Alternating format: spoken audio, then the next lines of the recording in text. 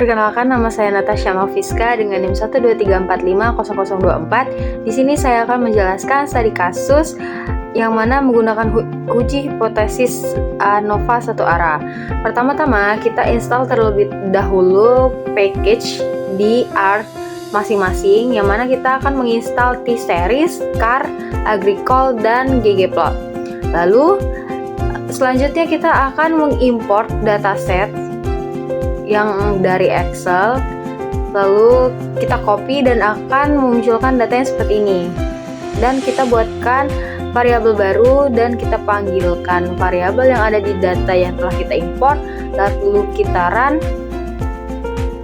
Nah, maka akan memunculkan data yang telah kita import.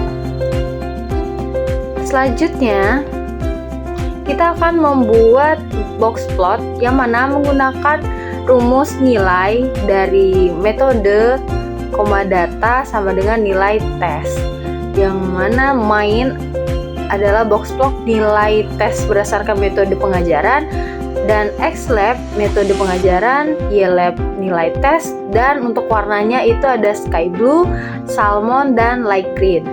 Lalu kita run, akan memunculkan visualisasi data berbentuk box plot pada gambar yang tertera.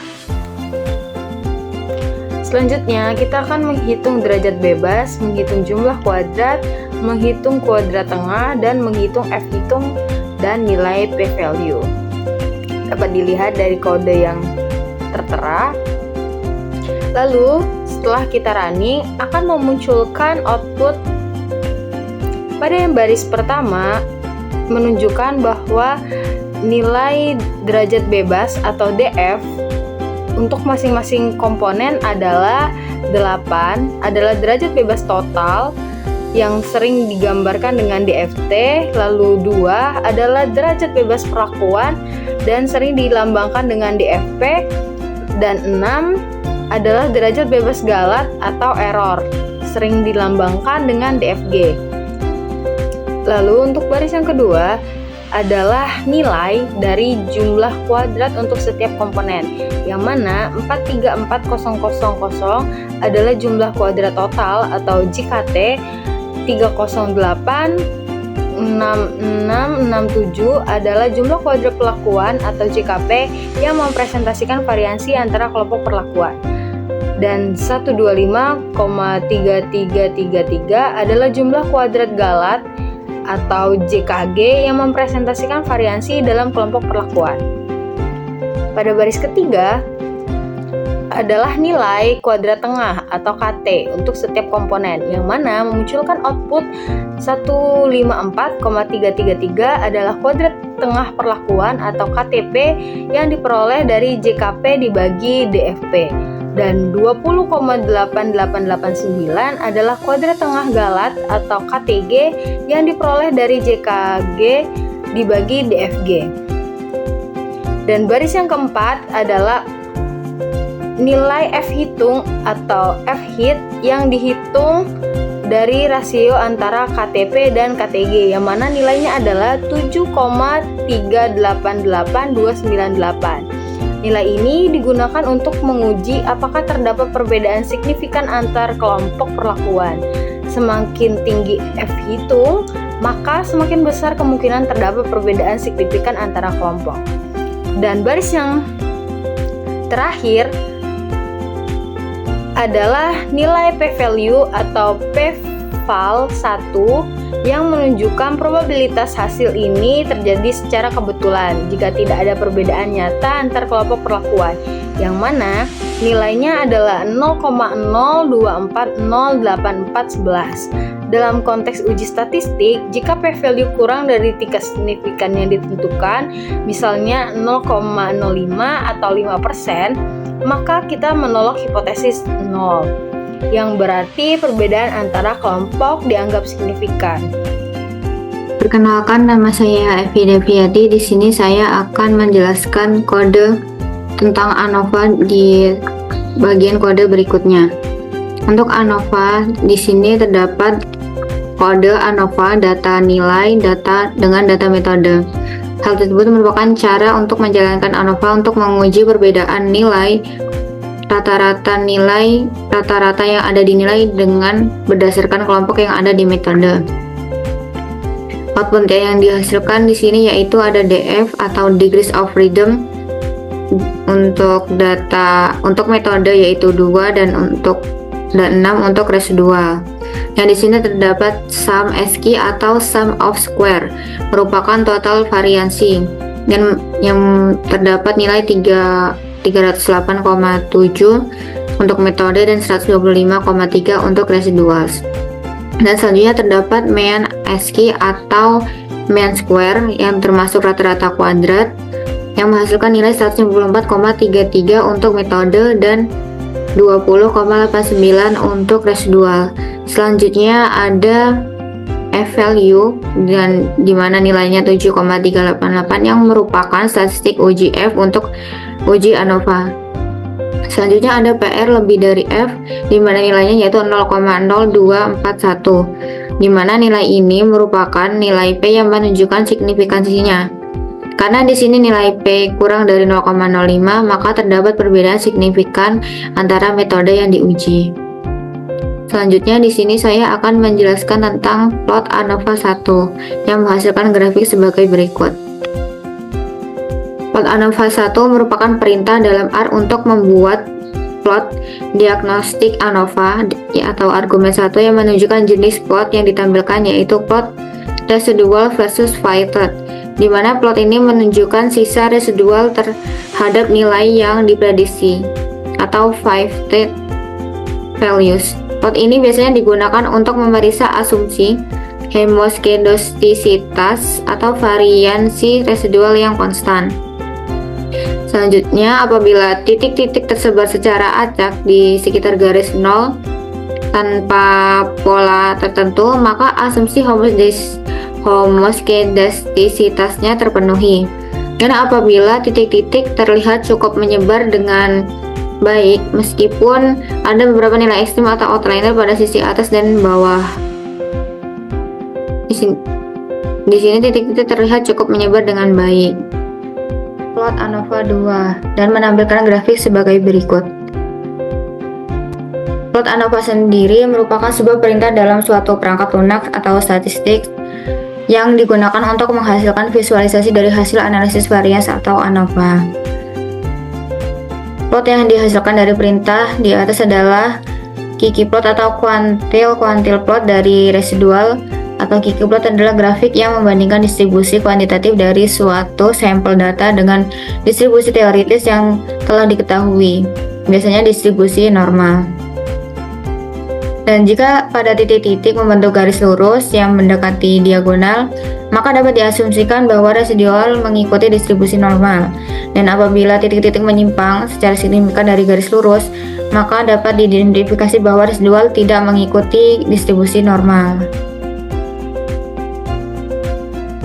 Kesimpulannya, pada plot ANOVA 2 memberikan visualisasi yang berguna untuk mengevaluasi asumsi normalisasi residual dalam analisis variansi dua arah.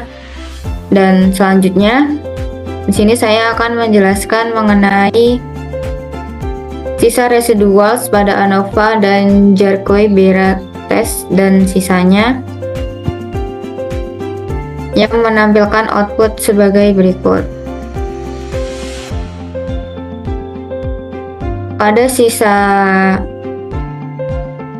kode tersebut yang bertujuan untuk menguji normalitas dari residual atau sisaan dari hasil analisis varians atau ANOVA yang merupakan sisa residual ANOVA, menghitung residual dari model ANOVA yang telah didefinisikan sebelumnya dan menyimpannya dalam objek sisa. Untuk uji Jarkoy-Bera merupakan menjelaskan bahwa bagian tersebut akan melakukan uji Jarkoy-Bera.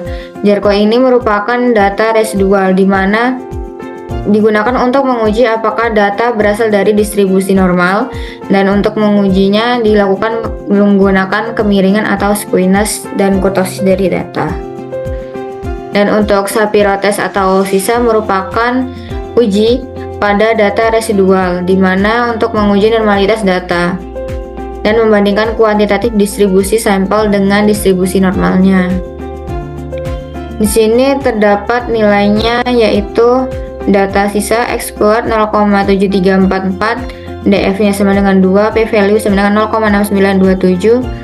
Pada Shapiro-Wilk normalitas tesnya, data sisanya W sama dengan 0,90805 dan p-value-nya adalah 0,3025. Dan selanjutnya yaitu ada plot ANOVA 3. Plot ANOVA 3 merupakan perintah untuk menghasilkan visualisasi dari hasil analisis varians atau ANOVA tersebut. Plot yang dihasilkan adalah scale location plot, atau plot ini tuh menggambarkan hubungan antara nilai prediksi atau bisa disebut dengan akar kuadrat dari nilai absolut residual tersebut. Untuk sumbu X merupakan nilai prediksi dari model ANOVA, dan untuk sumbu Y merupakan akar kuadrat dari nilai absolut residual. Untuk interpretasinya sendiri, yaitu apabila terdapat titik-titik membentuk garis horizontal, maka asumsi homoskedastisitasnya terpenuhi.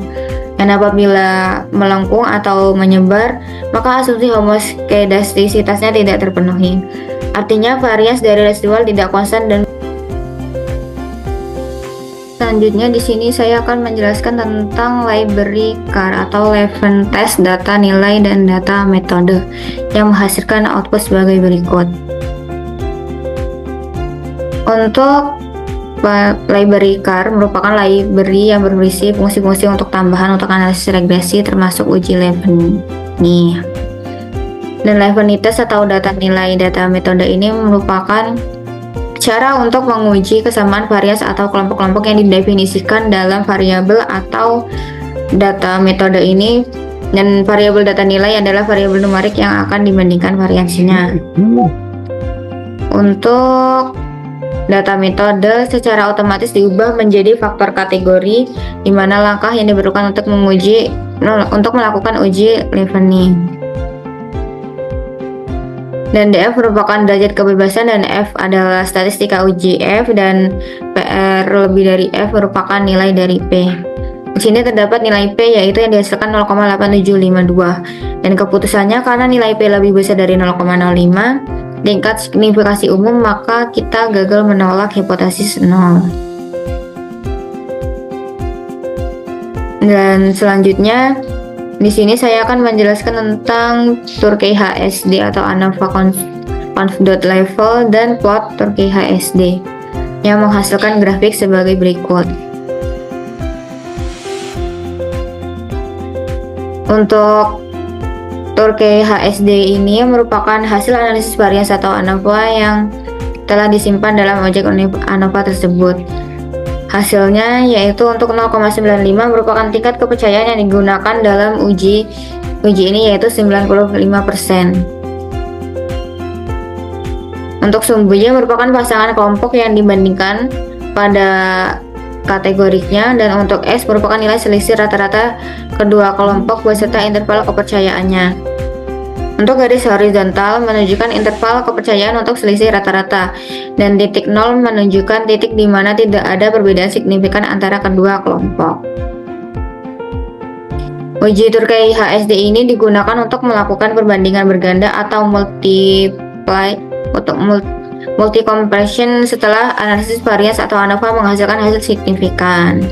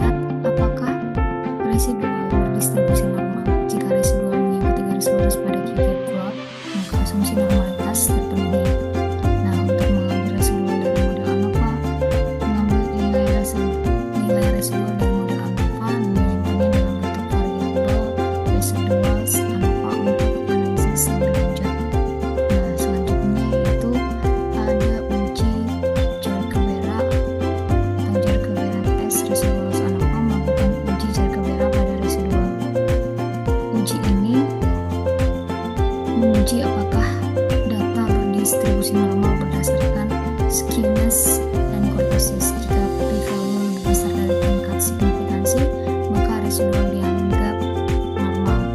Nah, untuk selanjutnya yaitu uji Shapiro-Wilk, Shapiro test residual ANOVA. Melakukan uji Shapiro-Wilk untuk normalitas residual jika p-value-nya berasal dari tingkat signifikansi, biasanya 5% atau 0,05, maka data dianggap berdistribusi normal. Selanjutnya yaitu uji homogenitas variansi pada 5.2, yaitu di scale location plot untuk visualisasi homogenitas, yaitu plot ANOVA model which sama dengan tree. Membuat scale location plot untuk melihat apakah variansi residual konsisten di seluruh rentang predikator. Jika pola yang dihasilkan tidak acak, maka asumsi homogenitas variansi mungkin tidak terpenuhi. Yang selanjutnya yaitu uji level test atau tinggi tanaman, jenis pupuk, intensitas cahaya, data sama dengan data. Melakukan uji level untuk memeriksa homogenitas variansi antara grup variabel tinggi tanaman dibandingkan berdasarkan jenis pupuk dan intensitas cahaya. Jika p-value lebih besar dari tingkat signifikansi, maka variansi dapat dianggap berbentuk homogen. Uji lanjutan atau post hoc. Jika hasil ANOVA signifikan, uji lanjutan atau post hoc dilakukan untuk melihat perbedaan antara antar grup secara spesifik.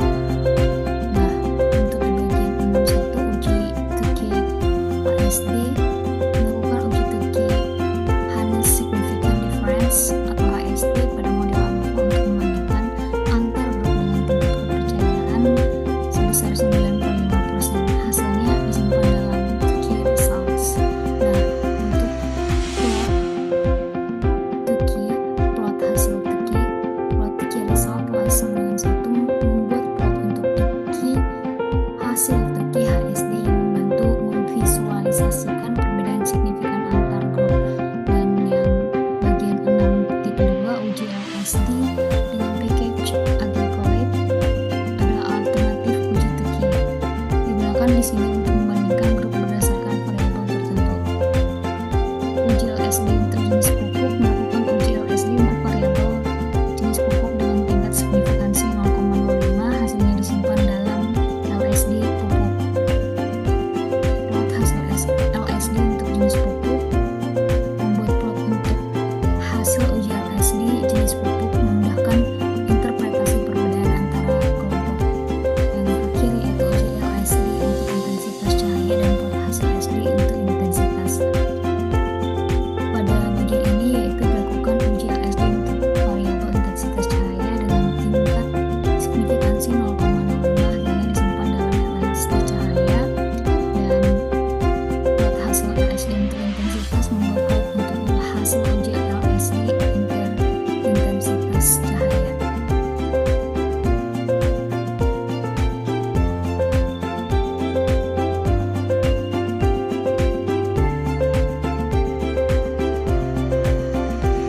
Di sini saya akan menunjukkan output dari program yang dijalankan untuk kasus 2. Yang pertama adalah output dari inisialisasi dan pemanggilan package, yang mana akan menampilkan data dari data yang dipanggil.